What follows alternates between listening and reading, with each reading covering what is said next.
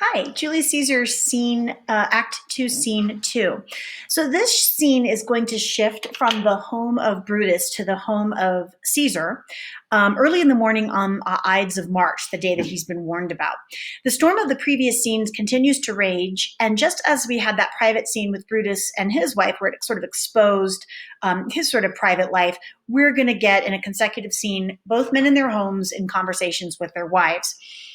Shakespeare is highlighting the parallel lives of the two men. Both men have had sleepless nights. Both of them have wives concerned with their well being. And as the play progresses, Brutus will become more and more like the man he seeks to destroy. Lots of foreshadowing of Caesar's imminent death. Obviously, his wife has a dream that's tormented her. She comments on that. She's terrified. She begs him to not go to the Senate House that day. Notice how pompous he is, how arrogant, and kind of, you can just tell he's pretty vain, or at least that's how Shakespeare presents him. And so when the servant appears, he informs Caesar that the priest insists that Caesar stay home because there was no heart found in the sacrifice that morning, but Caesar still refuses to be swayed. So let's watch this scene. But of course, we know he'll end up going because Decius Brutus said he would get him there by flattering him.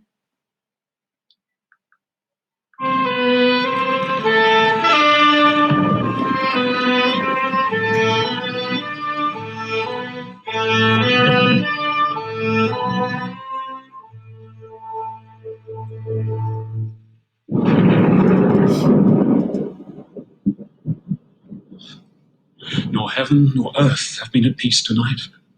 Thrice hath Calpurnia in her sleep cried out, "Help, oh, they murder Caesar!" Who's within? My lord. Go, bid the priests do present sacrifice and bring me their opinions of success. I will, my lord. What mean you, Caesar?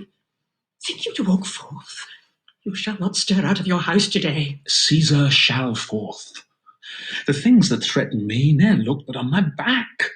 When they shall see the face of Caesar, they are vanished. Caesar, I never stood on the ceremonies. Yet now they fright me.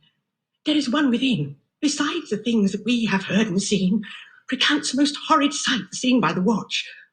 A lioness gave birth in the streets. And graves have yawned and yielded up their dead. Spitting up their dead. These fiery warriors fought upon the clouds in ranks and squadrons of right form of war, which drizzled blood upon the Capitol. The noise of battle hurtled in the air. Horses did neigh, and dying men did groan, and ghosts did shriek and squeal about the streets. Oh, Caesar, these things are beyond all use, and I do fear them. What can be avoided whose end is purposed by the mighty gods? Yet Caesar shall go forth. For these predictions are to the world in general as to Caesar. When beggars die, there are no comets seen. The heavens themselves blaze forth the death of princes. Cowards die many times before their deaths. The valiant never taste of death but once. Of all the wonders that I yet have heard, it seems to me most strange that men should fear seeing that death, a necessary end, will come when it will come. What say the augurers? They would not have you stir forth today. Plucking the entrails of an offering forth, they could not find a heart within the beast. The gods do this in shame of cowardice. Caesar should be a beast without a heart if he should stay at home today for fear. No, Caesar shall not. Danger knows full well that Caesar is more dangerous than he. We are two lions littered in one day, and I the elder and more terrible. And Caesar shall go forth. Oh, alas, my lord, your wisdom is consumed in confidence. Do not go forth today. Call it my fear that keeps you in the house and not your own. We'll send Mark Antony to the Senate House, and he shall say you are not well today. Let me, upon my knee, prevail in this. Mark Antony shall say I am not well, and for thy humour I will stay at home. Caesar, all hail. Here's Decius Brutus. He shall tell them so.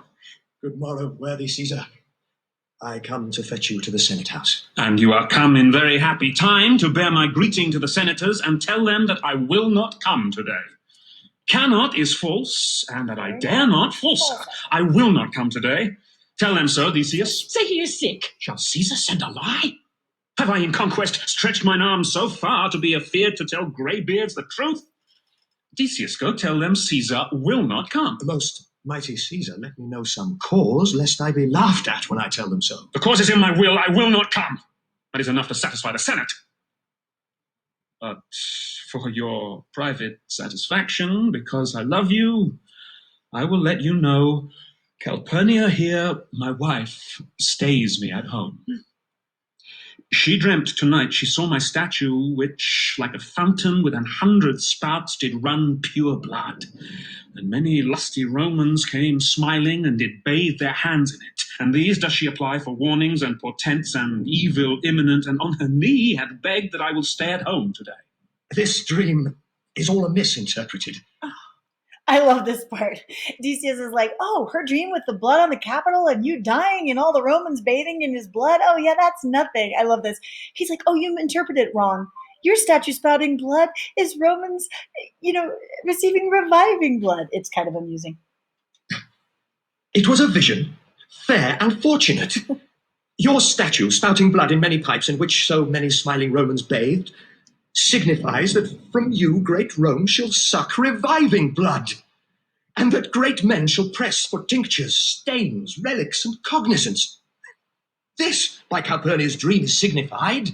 And this way have you well expounded it. I have, when you have heard what I can say, and know it now. The Senate have concluded to give this day a crown to mighty Caesar. If you shall send them word you will not come, their minds may change. Besides, it were a mock act to be rendered for someone to say, break up the Senate till another time, when Caesar's wife shall meet with better dreams. If Caesar hide himself, shall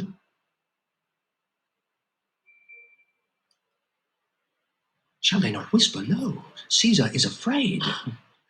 Pardon me, Caesar, for my dear, dear love to your proceeding bids me tell you this, and reason to my love is liable.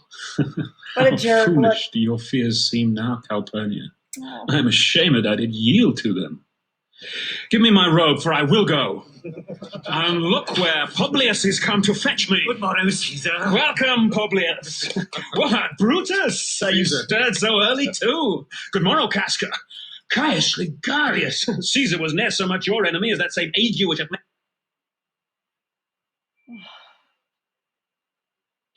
made you lean. What is the clock? Caesar just struck an 8. I thank you for your pains and courtesy. See, Antony, that revels longer nights is notwithstanding up. Good morrow, Antony. And so to most noble Caesar. Now bid them prepare within. I am to blame to be thus waited for. Now, Cinna! Now, Metellus! What, Trebonius! I have an hour's talk in store for you. Remember that you call on me today. Be near me that I may remember you. Caesar, I will. And so near will I be that your best friend shall wish I had been further. Good friends, go in and taste some wine with me, and we, like friends, will straightway go together. That every like is not the same, O Caesar, the heart of Brutus earns to think upon. Thank you.